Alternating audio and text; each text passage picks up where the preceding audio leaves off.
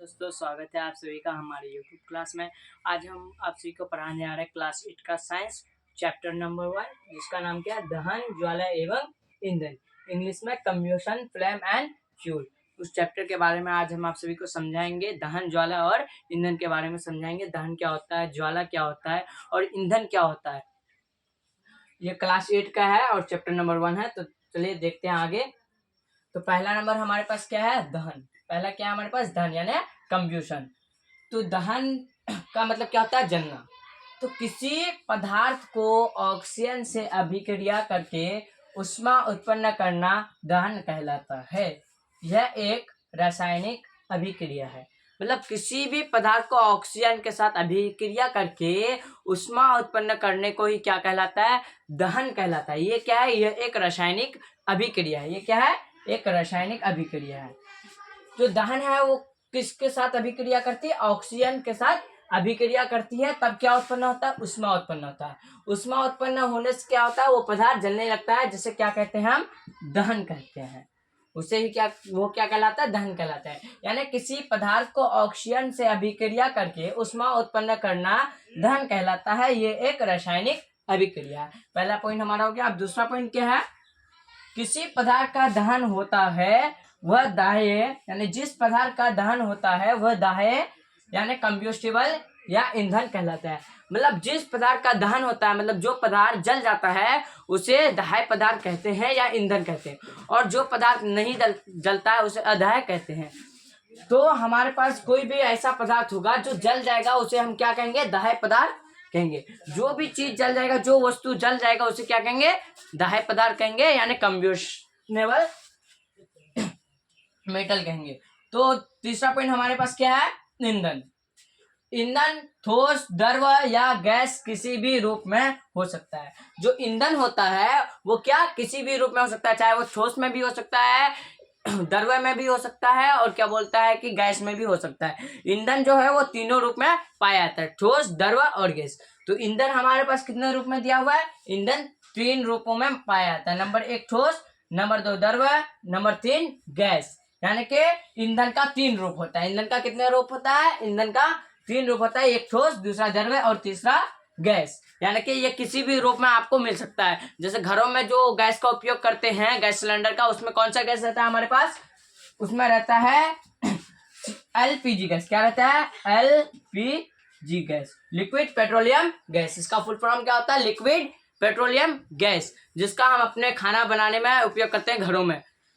तो वो किसमें, सिलेंडर में इसको भरा जाता है। और द्रव गैस क्या होता है, द्रव में आ गया पेट्रोलियम। पेट्रोल जो है, केरोसिन जो है मिट्टी का तेल, और पेट्रोल है वो किसमें रहता है, द्रव के रूप में रहता है। वो भी क्या है, वो भी ईंधन है। उससे भी किसी चीज को जलाया जा सकता है, उससे गाड़ी को भी चलाया जाता है, लेकिन उसको आप उसमें अगर आग लगाएंगे तो वो भी जलने लगता है। यानी द्रव में कौन चीज आ जाता है हमारे पास, पेट्रोलियम। सारा पेट्रोलियम किस में आता है, द्रव ईंधन में आ जाता है। और ठोस में हमारे पास क्या हो गया, कोयला हो गया, चारकोल हो गया, पीट हो गया, बिटुमिन्स हो गया। ये सारा कौन चीज में रहता है, ये सारा रहता है ठोस में। ठीक है, तो आगे बढ़ते हैं। ये भी कंप्लीट हो गया। तो ईंधन किस किस रूपों में पाया जाता है, ईंधन 3 रूपों में पाया जाता है। नंबर 1 ठोस, नंबर 2 द्रव और नंबर 3 गैस। ये तीनों रूप में ईंधन पाया जाता है। तो चलिए आगे बढ़ते हैं। इसका चौथा पॉइंट क्या है हमारे पास, सामान्यतः दहन प्रक्रिया में ज्वाला के साथ प्रकाश भी उत्पन्न होता है। यहाँ क्या बोल रहा है कि जब किसी भी चीज को जलाया जाता है तो उसके जलने के साथ साथ उसमें क्या, प्रकाश भी उत्पन्न होता है, यानी लाइट भी उत्पन्न होता है, रोशनी भी वो देता है। ये हमसे कह रहा है सामान्यतः, मतलब कोई भी चीज अगर जलता है, सामान्य जलता है, तो दहन प्रक्रिया में, मतलब जलते समय प्रक्रिया में ज्वाला के साथ प्रकाश भी उत्पन्न होता है। मतलब कोई भी चीज जब जलता है तो उसके साथ क्या उत्पन्न होता है, अक्सर उसके साथ प्रकाश उत्पन्न होता है, यानी लाइट उत्पन्न होता है। तो चलिए आप आगे बढ़ते हैं। पहला हमारे पास दहन का 4 पॉइंट कंप्लीट हो गया। दहन के बारे में आप लोग मेरे ख्याल से समझ गए होंगे। चलिए आगे बढ़ते हैं। अब हमारे पास क्या है, दहनशील तथा अदहनशील पदार्थ।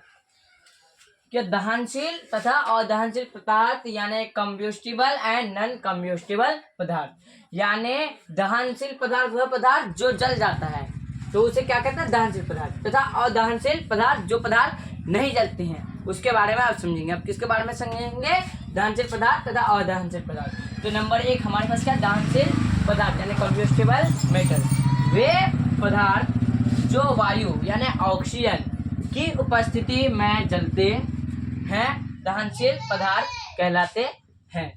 उदाहरण पेट्रोल, एलपीजी गैस, केरोसिन आदि। मतलब हमारे पास यहाँ क्या बोल रहा है, वे पदार्थ जो ऑक्सीजन की उपस्थिति में जल जाते हैं यानी दाह्य हो जाते हैं उसे क्या कहते हैं, दहनशील पदार्थ कहते हैं यानी कॉम्बस्टिबल मेटर कहते हैं। जैसे क्या जल जाता है ऑक्सीजन की उपस्थिति में, पेट्रोल ऑक्सीजन की उपस्थिति में क्या जल जाता है, एलपीजी गैस भी जल जाता है, केरोसिन तेल भी जल जाता है आदि। ऐसे बहुत से पदार्थ हैं जो ऑक्सीजन की उपस्थिति में क्या हो जाता है, जल जाता है।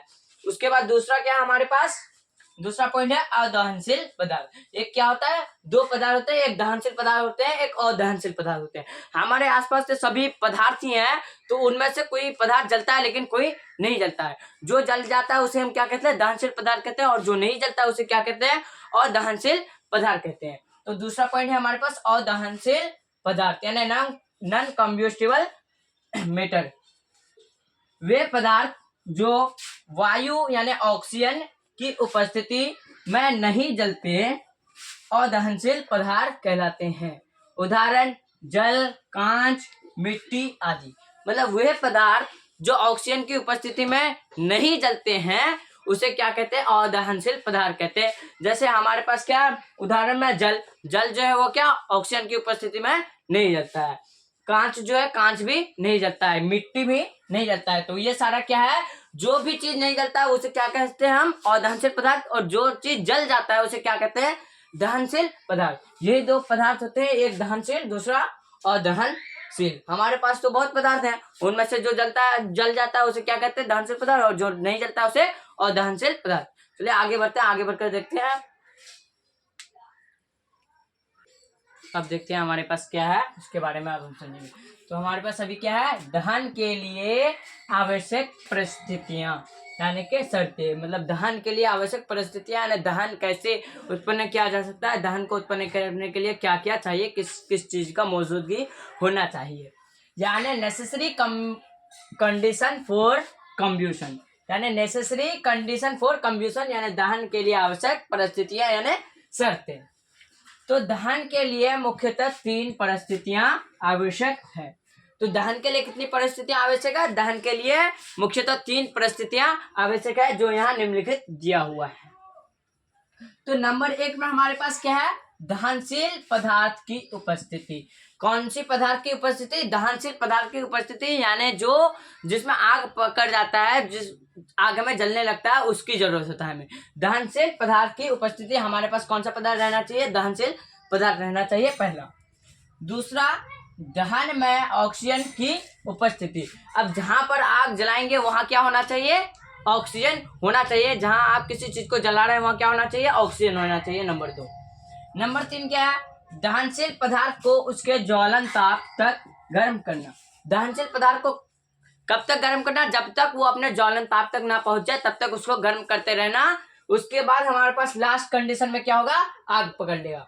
पहला हमारे पास क्या है, दहनशील पदार्थ की उपस्थिति। दूसरा है दहन में ऑक्सीजन की उपस्थिति। तीसरा है दहनशील पदार्थ को उसके ज्वलन ताप तक गर्म करना। ये 3 परिस्थितियां हैं जिससे क्या आग जलाया जा सकता है। यही 3 शर्तें हैं। उसके बाद हमारे पास क्या, दहन का सहायक। किसका सहायक, दहन का सहायक, सपोर्टर ऑफ कम्ब्यूशन। इसके बारे में हम आगे पढ़ेंगे। चलिए आगे बढ़ते हैं। चलिए दहन का सहायक के बारे में समझते हैं, दहन का सहायक क्या होता है। तो हमारे पास क्या है, वह पदार्थ जो जलाने में सहायक होता है दहन का सहायक कहलाता है। उदाहरण वायु यानी ऑक्सीजन। मतलब वह पदार्थ जो जलने में मदद करता है यानी सहायक होता है, जो मददगार होता है जलाने के लिए, उसे क्या कहा जाता है, सहायक कहा जाता है। जैसे वायु यानी ऑक्सीजन। ऑक्सीजन जो है वो क्या होता है, किसी भी पदार्थ को जलाने में उसकी मदद करती है। किसी भी चीज के लिए क्या जरूरी होती है, ऑक्सीजन जरूरी होती है। ऑक्सीजन नहीं होगा तो वो पदार्थ क्या होगा, नहीं जलेगा। उसके बाद क्या है, जब वो व्यक्ति के कपड़े में आग पकड़ते हैं तो कंबल यानी ब्लैंकेट डालकर आग बुझाते हैं। क्योंकि वायु की आपूर्ति बंद होने के कारण आग बुझ जाती है। मतलब जब भी किसी व्यक्ति के कपड़े में आग पकड़ लेता है तो आग पकड़ लेता है तो उसको कैसे बुझाया जाता है? व्यक्ति को कंबल में लपेट करके उस आग को बुझाया जाता है। क्यों आग बुझ जाता है? क्योंकि उसमें क्या होता है, ऑक्सीजन की आपूर्ति बंद हो जाता है, यानी आग को क्या ऑक्सीजन नहीं मिल पाता है, इसीलिए क्या हो जाता है, आग बुझ जाता है। अगर आप किसी कांच के ग्लास को लेंगे और एक जलती हुई मोमबत्ती के ऊपर रख देंगे तो वो मोमबत्ती बुझ जाएगा। क्यों? क्योंकि उसे ऑक्सीजन नहीं मिलेगा, इसीलिए जो है मोमबत्ती बुझ जाएगा। तो किसी भी व्यक्ति को अगर आग पकड़ेगा तो उसे कंबल में लपेटेंगे तो उसका आग क्या हो जाएगा, खुद ब खुद कम हो जाएगा, यानी लास्ट में आकर के खत्म हो जाएगा। तो पहला पॉइंट हमारे पास क्या था, वह पदार्थ जो जलाने में सहायक होता है दहन का सहायक कहलाता है। उदाहरण में ऑक्सीजन, ऑक्सीजन क्या है, दहन का सहायक है। ऑक्सीजन क्या है, दहन का सहायक है। उसके बाद दूसरा पॉइंट क्या है, जब व्यक्ति के कपड़े में आग पकड़ते हैं तो कंबल यानी ब्लैंकेट, कंबल को क्या बोला जाता है इंग्लिश में, ब्लैंकेट, डालकर आग बुझाते हैं। क्या डालकर आग बुझाते हैं? कंबल डालकर आग बुझाते हैं। कंबल डालने से ऑक्सीजन नहीं मिल पाता और आग बुझ जाता है। उसके बाद हमारे पास क्या है, ज्वलन ताप, इग्निशन टेम्परेचर। क्या? ज्वलन ताप यानी इग्निशन टेम्परेचर, इसके बारे में हम पढ़ेंगे। चलिए आगे बढ़ते हैं। चलिए देखते हैं ज्वलन ताप के बारे में, इंगेशन के बारे में, इंगेशन कम्यूशन के बारे में देखते हैं वो क्या है। तो वह न्यूनतम ताप जिस पर कोई पदार्थ जलने लगता है ज्वलन ताप कहलाता है।